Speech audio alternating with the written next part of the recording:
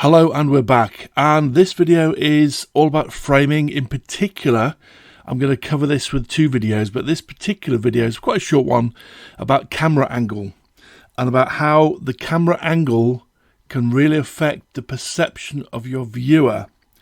And I'll show you the pictures I took of myself. Now, this is following on from the previous video where I was talking about how close you get with the camera and how it distorts your face. Now, this is me taken on a Samsung phone, probably a year ago now, less than a year ago. And I promise you I've not distorted the image at all.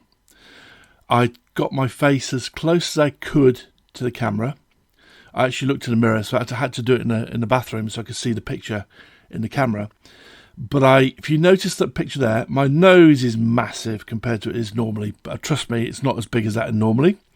But if you also notice, my ears have disappeared. Now, I guarantee you I have ears. And if you have any pictures of you look back at the picture of me, you will see I have ears. But on this picture, you cannot see them at all. I've not photoshopped them out. I've not done any Photoshop work on this at all. This is straight out of the camera, I promise you.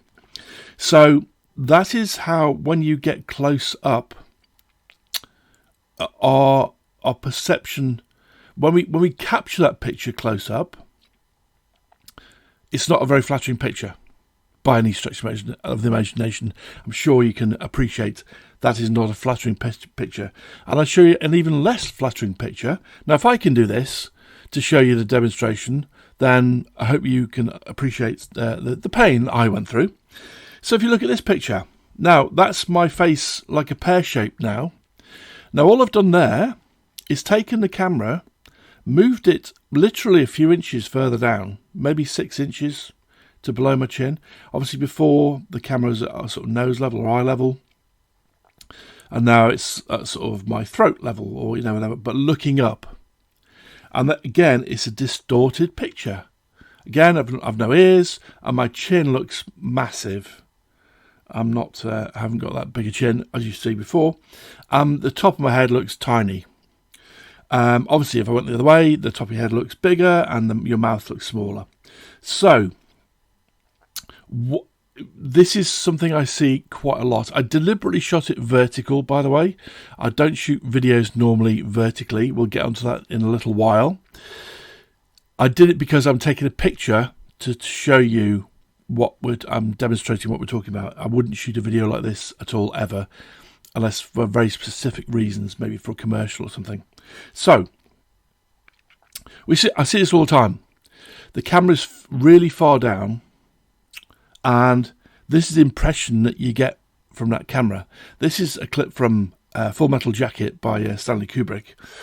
And it's designed to be threatening because he's a sergeant major, the drill sergeant, and he wants... the whole point of the scene is, if you've not seen the film, he's a very demanding and very authoritative drill sergeant who is basically putting the new guys through the shape, through their paces. And the camera is picked deliberately to make it look threatening, and the lighting as well. If you look for it, the lighting is almost from behind him on both sides. So, but I see this all the time on the video, on TV. So I'll show you some bad examples, and I'll talk about how to not do this afterwards. So these are apologies for the quality, but this is literally a picture I took with my phone, literally taking the photographic screen of the television, because I saw it, and I do this quite a lot actually, and then rejig the picture. So it's a you can see the lines of the picture, you can see that's not the point. The point is, you can see this is a very low angle picture, and you see a lot of the ceiling. If you look at that, there's actually a high proportion of that picture is the ceiling of where this lady is living. I don't know what she's talking about, it doesn't really matter. You'll also see, as a sideline, you will see a lot of distraction. On the left of the screen, as we look at it, as I guess it's a bit of washing or something hanging up to dry, I think, as far as I can see. On the back, on the right of the picture, on the shelf above her, there's probably, I don't know what it is. It's a box or something. It's a steam stripper for something, or I don't know what it is. But the fact I'm looking at it means I'm not listening to what the person is saying. That's the reason I picked this picture. Because if you're looking around the picture thinking, oh, look at that, and if you've got a bookcase behind you and you can see all the book titles in focus, you'll be looking at the book titles and you won't be listening to what the person is saying. So that's crucial. If you want to have people listen to you, don't have a distracting background and don't have it looking up at you like this. Another example, probably a bit more extreme. This is, again, genuinely on the BBC. Cropped from the original picture, but it's only cropped because I had to change the shape of the picture because it wasn't quite square or it wasn't quite rectangular. This is taken a little while ago, but I have all these examples from quite a while ago. You'll see reflections of the screen. You might even see me in the reflection if you look closely. But this is this a good look? If you're dealing with this person as a business person, would you want to spend money with them? Because I wouldn't. This is like the most threatening, schoolmaster, shall we say. He's obviously talking about the Iraqi government at the time. This is a few years ago. But he's unaware what that looks like. Now, how he can be unaware, I don't know, but I see this so much that people must be unaware. So by doing this for you now, I'm making you aware of what it looks like. And it looks really bad. So, here's another one. Again, why frame yourself with a mirror behind your head? Again, the lighting is particularly poor. Obviously, this is a webinar or a call in to somebody talking about, I don't know who this guy is, but he's talking about, I guess, the government at the time. But look, there's a whole load of books on the left. There's a door open. There's a wall. There's a ceiling again. The lighting on his face is bad. I don't know what it sounded like, but I imagine it's really bad sound because he hasn't got a microphone on. And okay, he's obviously been spoken to because he's an expert in his field, whatever that field is.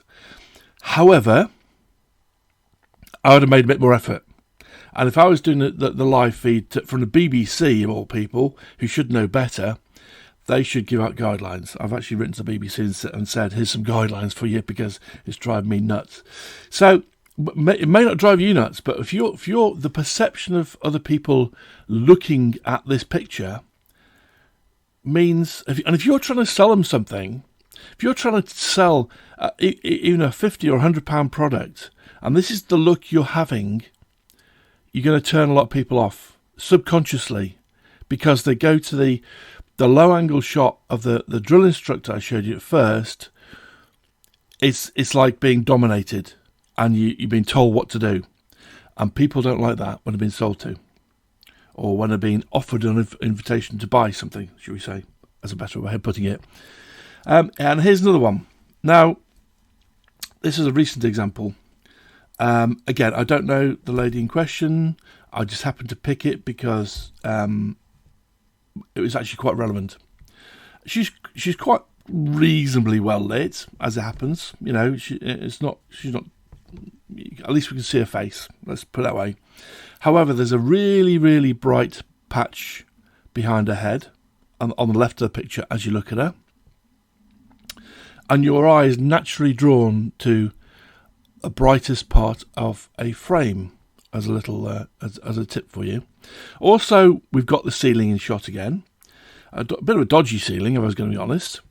Now look down at what she does for a living. She is a defendant's solicitor. Now, not wishing to get into trouble, but I would say if somebody is taking that lack of care in the pictures that or the perception that other people have of them, then Would I want them defending me in a court? I probably wouldn't. You maybe, it's not a problem. But again, it's like you're not showing yourself in the best light. And if people see you and they immediately think, oh, blimey, it's a really heavy picture. You don't want that. You want them just to listen to what you say and then ingest it and then go and do something. Now, this is a BBC. She's being interviewed for the BBC again. So it's all rough and ready. I get that. But there's a way of doing it where you can literally lift the camera up to a higher position. Now, if she's doing it on a laptop, you put your laptop on a couple of box files or some books or whatever. I wouldn't actually use a laptop for various reasons, but that's another point. I'd actually get a separate webcam that plugs into your USB stick, because a laptop video camera is particularly bad. I've actually done tests on it, which isn't in this course, it's in another course.